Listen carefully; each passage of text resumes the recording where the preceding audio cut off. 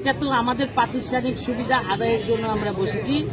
সারা বাংলাদেশে আপনি বলেন, র্যাব বলেন, পুলিশ বলেন, সবখানে প্রাতিষ্ঠানিক সুবিধা আছে। প্রত্যেকটা বিশ্ববিদ্যালয়ে প্রাতিষ্ঠানিক সুবিধা আছে। রাজশাহী বিশ্ববিদ্যালয় কি এর বাইরে? এখান থেকে আমরা বঞ্চিত হব কেন? আর এই আদায়ের জন্য কোনো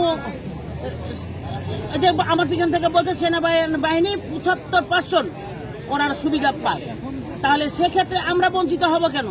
আর আমরা অধিকার আদায়ের লক্ষ্যে আমরা যে আন্দোলন সরকার, এখানে ছাত্রদের তো কোনো নাই।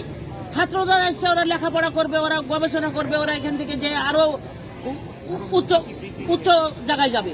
তার মানে এই না যে শিক্ষককে মেরে, অফিসারকে মেরে ওরা ভালো জায়গায় যেতে পারে না।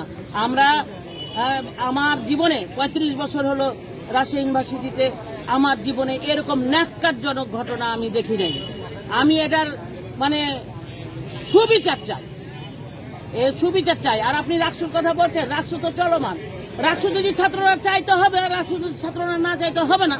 ছাত্ররা যেসব আন্দোলন করছে রাকসু থেকে চলে আসছে এই মুখী, তাহলে এটা কেমন ব্যাপার দেখায়?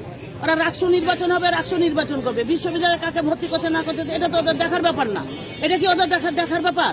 এটা তো এগুলোর মধ্যে পড়ে না। তা আমি আপনাদের মাধ্যমে ছাত্র সমাজকে বলতে চাই, আপনারা যদি ভালো চান, সমস্ত বাংলাদেশের প্রাতিষ্ঠানিক সুবিধা বাতিল করে এসে আপনারা আমাদের গায়ে হাত দিবেন।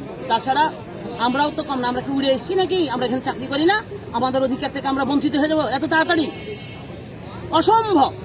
তাই আমরা আপনাদের মাধ্যমে আবারও তাদেরকে বিনয়ের সাথে বলতে চাই, ওনারা কেন্দ্রীয়ভাবে সমস্ত ইউনিভার্সিটির সমস্ত প্রতিষ্ঠানের প্রাতিষ্ঠানিক সুবিধা বাতিল করে এসে আমাদের এখানে আসবে।